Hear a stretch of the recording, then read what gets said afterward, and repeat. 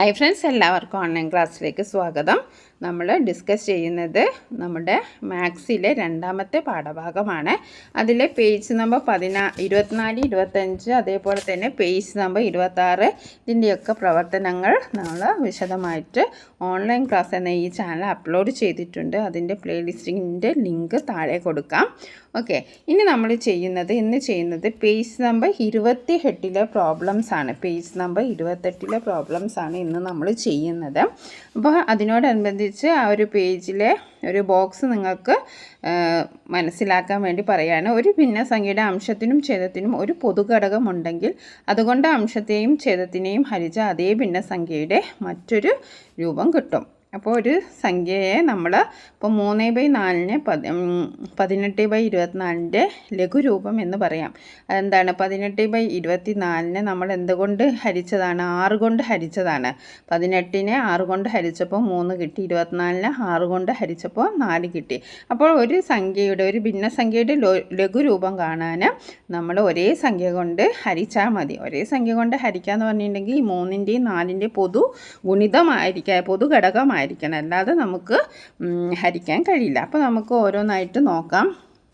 അപ്പോൾ ആദ്യത്തേത് 32/64.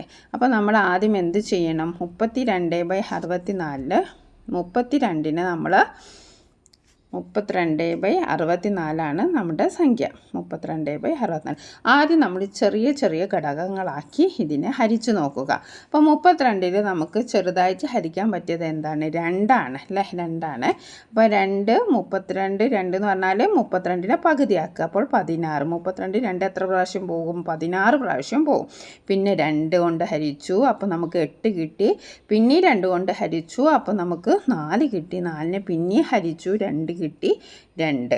ഇങ്ങനെയാണ് നമുക്ക് 32നെ ഹരിച്ചാൽ നമുക്ക് കിട്ടുന്നത്. എങ്ങനെയാണ് കിട്ടുന്നത്? 32 സമം എന്തൊക്കെ എഴുതാം? 2 ഗുണിക്കണം 2 ഗുണിക്കണം 2 ഗുണിക്കണം 2 ഗുണിക്കണം 2. ഓക്കെ, ഇനി നമുക്ക് 64നെ ഹരിച്ചു നോക്കാം. ഓക്കെ, 64ന് നമുക്കും ഏറ്റവും ചെറിയ പൊതുഘടകം എന്ന് പറയുന്നത് 2 ആണ്. അപ്പോൾ 64നെ 2 കൊണ്ട് ഹരിച്ചപ്പോൾ 32, അതായത് 64ൻ്റെ പകുതി. 32നെ വീണ്ടും നമ്മൾ 2 കൊണ്ട് ഹരിക്കുകയാണ്. അപ്പോൾ നമുക്ക് 16 കിട്ടി. 16നെ 2 കൊണ്ട് ഹരിച്ചു, അപ്പോൾ നമുക്ക് 8 കിട്ടി. 8നെ 2 കൊണ്ട് ഹരിച്ചു, അപ്പോൾ നമുക്ക് 4 കിട്ടി. 4നെ 2 കൊണ്ട് ഹരിച്ചു, അപ്പോൾ നമുക്ക് 2 കിട്ടി. അപ്പോൾ നമുക്ക് 64ൽ എന്തൊക്കെ കിട്ടി? 2 ഗുണിക്കണം 2 ഗുണിക്കണം 2 ഗുണിക്കണം 2 ഗുണിക്കണം 2 അല്ലേ? 1 2 3 4 5 6 രണ്ടെണ്ണം ഉണ്ട്. ഓക്കെ, അപ്പോൾ നമ്മൾ അത് ചെയ്ത് കഴിഞ്ഞു. ഇനി നമുക്ക് ഇതിൻ്റെ പൊതു ഘടകം, അതായത് പൊതുവായിട്ടുള്ള കോമൺ ഫാക്ടേഴ്സ് നമുക്ക് അങ്ങോട്ട് മാറ്റി നോക്കാം. അപ്പോൾ നമുക്ക്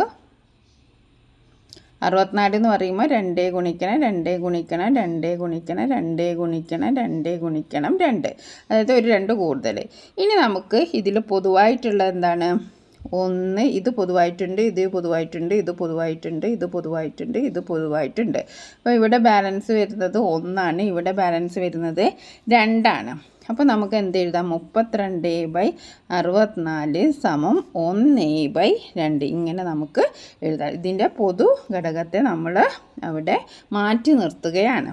ഓക്കെ, അപ്പോൾ നമുക്ക് ആദ്യത്തെ ചോദ്യത്തിൻ്റെ ഉത്തരം കിട്ടി. എത്രയാണ്? 32/64ൻ്റെ മറ്റൊരു ഏറ്റവും ലളിതമായ ലഘുരൂപം ഏതാണ്? 1/2. അതിന് നമ്മൾ കണ്ടുപിടിച്ച് എങ്ങനെയാണെന്ന് നിങ്ങൾക്ക് വ്യക്തമായിട്ട് മനസ്സിലായിട്ടുണ്ടാവും. ഇനി നമുക്ക് അടുത്ത കണക്ക് നോക്കാം. അടുത്ത കണക്കെന്ന് പറഞ്ഞിട്ടുണ്ടെങ്കിൽ 27/81 ആണ്. 27/81. 27/81 ആണ് നമ്മുടെ അടുത്ത കണക്ക്. ഇവിടെ 27ലും 81ലും പൊതുവായിട്ട് പോകുന്ന സംഖ്യ 2 ആണോ? അല്ല, 3 ആണ് പൊതുവായിട്ട് പോകുന്ന സംഖ്യ. അപ്പോൾ നമ്മൾ ആദ്യം 27നെ 3 കൊണ്ട് ഹരിച്ചു, അപ്പോൾ നമുക്ക് 9 കിട്ടി. 9നെ വീണ്ടും 3 കൊണ്ട് ഹരിച്ചു, അപ്പോൾ നമുക്ക് 3 കിട്ടി. ഓക്കെ, 27ൻ്റെ 3 ഗുണിക്കണം 3 ഗുണിക്കണം 3. ഇനി നമുക്ക് 81 ഹരിച്ചു നോക്കാം. 81നെ നമ്മൾ 3 കൊണ്ട് ആദ്യം ഹരിച്ചു. 81നെ 3 കൊണ്ട് ഹരിച്ചാൽ നമുക്ക് 27 ആണ് കിട്ടുക. 27നെ 3 കൊണ്ട് ഹരിച്ചപ്പോൾ നമുക്ക് 9 കിട്ടി. 9നെ 3 കൊണ്ട് ഹരിച്ചപ്പോൾ നമുക്ക് 3 കിട്ടി. ഇനി നമുക്ക് ഇത് രണ്ടും എഴുതാം, ഒന്ന് മാറ്റി എഴുതാം. 27 സമം 3 ഗുണിക്കണം 27 സമം 3 ഗുണിക്കണം 3 ഗുണിക്കണം 3. ഇനി 81 സമം എത്രയാണ്? 3 ഗുണിക്കണം 3 ഗുണിക്കണം 3 ഗുണിക്കണം 3. ഇനി നമ്മൾ അടുത്ത് ചെയ്യേണ്ടത് ഇതിൽ പൊതുവായിട്ടുള്ളത് നമ്മൾ വെട്ടിമാറ്റാണ്. ഇവിടെ 3 ഉണ്ട്, അതേപോലെ ഇതിലും പൊതുവായിട്ട് 3 ഉണ്ട്. അതിനെ നമ്മൾ മാറ്റി നിർത്തിയാൽ പിന്നെ നമുക്ക് ഇവിടെ ബാലൻസ് വരുന്ന 1 ഇവിടെ 3 അപ്പോൾ നമ്മൾ നേരത്തെ ചെയ്ത പോലെ തന്നെ നമുക്ക് എഴുതാം 27/81 സമം 1/3. എത്രയാണ്? 27/81 സമം 1/3. ഓക്കെ, അപ്പോൾ നിങ്ങൾക്ക് അത് മനസ്സിലായെന്ന് കരുതുന്നു. എത്രയാണ് നമ്മൾ എഴുതേണ്ടത്?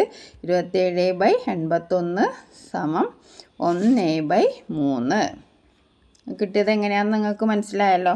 ഇനി നമുക്ക് അടുത്ത കണക്ക് നോക്കാം. വളരെ എളുപ്പമുള്ള കണക്കാണ്. ഇതിൽ പൊതുവായിട്ട് നമ്മൾ ഹരിക്കാനാണ് പഠിക്കേണ്ടത്. ഇനി അടുത്തത് 30/45. ഓക്കെ, 30/45. ഈ 30/45 നമ്മൾ എന്തുകൊണ്ടാണ് പൊതുവായിട്ട് ആദ്യം ഹരിക്കേണ്ടത്? 2 കൊണ്ട് ഹരിക്കാൻ പറ്റില്ല, കാരണം 0, 5 വന്നത്. പിന്നെ 3 കൊണ്ട് ഹരിക്കാൻ നമുക്ക് പറ്റും. അപ്പോൾ നമുക്ക് ആദ്യം 3 കൊണ്ട് ഹരിച്ച് നോക്കാം. 30നെ നമ്മൾ 3 കൊണ്ട് ഹരിച്ചപ്പോൾ നമുക്ക് 30 3 എത്ര പ്രാവശ്യം പോവും? 30 3 10 പ്രാവശ്യം പോവും. പിന്നെ അതേപോലെ തന്നെ നമുക്ക് 2 ഹരിക്കാം, പിന്നെ നമുക്ക് 5. ഇത്രയാണ് നമുക്ക് വരുന്നത്. 3, 2, 5.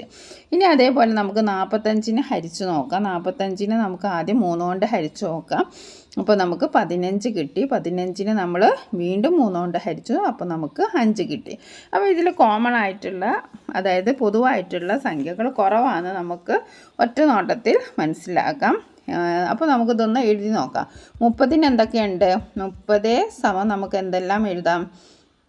30 സമം നമുക്ക് എഴുതാൻ പറ്റിയത് എന്തൊക്കെയാണ്? 2 ഗുണിക്കണം 3 ഗുണിക്കണം 5. ഇനി 45ന് നമുക്ക് എന്തൊക്കെ എഴുതാം? 3 ഗുണിക്കണം 3 ഗുണിക്കണം 5.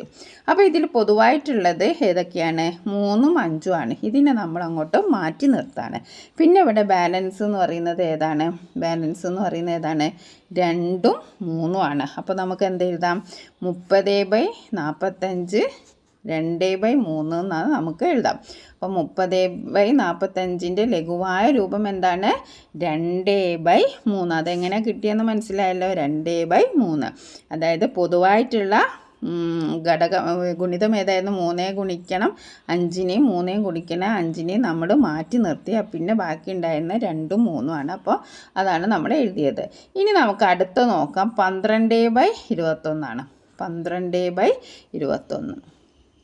അപ്പോൾ 12/21 പൊതുവായിട്ട് നമുക്ക് ഗുണിക്കാൻ പറ്റിയ സംഖ്യ ഏതാണ്? 12/21 പൊതുവായിട്ട് നമുക്ക് ഗുണിക്കാൻ പറ്റിയത് ഏതാണെന്ന് നോക്കാം. 12ലെ ഏറ്റവും 2.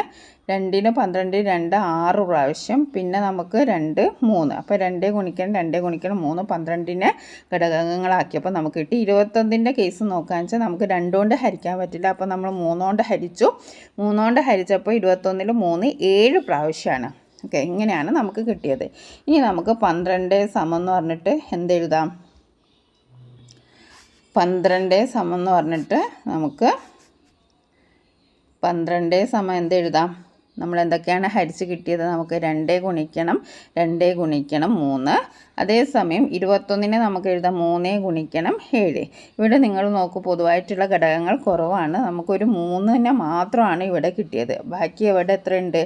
ഇവിടെ 4 ഉണ്ട്, ഇവിടെ 7 ഉണ്ട്. അപ്പോൾ നമുക്ക് എന്തെഴുതാം? 12/21 സമം 4/7 എന്ന് എഴുതാം.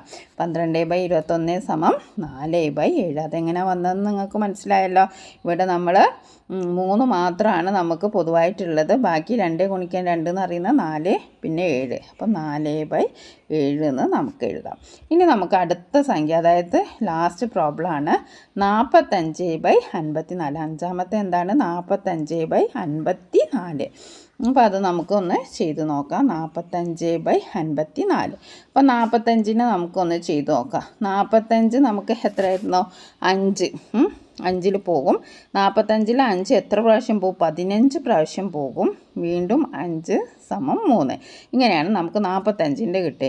ഇനി നമുക്ക് 54ൻ്റെ ഒന്ന് ഹരിച്ച് നോക്കാം. 54നെ നമുക്ക് ഏറ്റവും ചെറുതായിട്ട് 2 കൊണ്ട് ഹരിച്ച് നോക്കാം. അപ്പോൾ നമുക്ക് 27 കിട്ടി.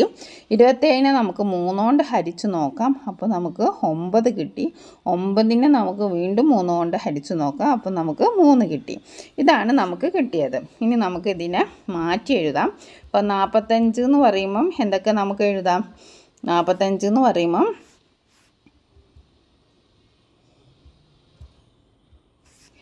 45 എന്ന് പറയുമ്പോൾ നമുക്ക് എന്തെല്ലാം എഴുതാം? 3 ഗുണിക്കണം 3 ഗുണിക്കണം 5 എന്ന് എഴുതാം. 54 എന്ന് പറയുമ്പോൾ നമുക്ക് എന്ത് എഴുതാം? 2 ഗുണിക്കണം 3 ഗുണിക്കണം 3 ഗുണിക്കണം 3. ഇവിടെ പൊതുവായിട്ടുള്ള ഏതാണ്? നിങ്ങൾ ശ്രദ്ധിച്ചു നോക്കിയാൽ നമുക്ക് കാണാൻ പറ്റും 3 ഗുണിക്കണം 3 ആണ്.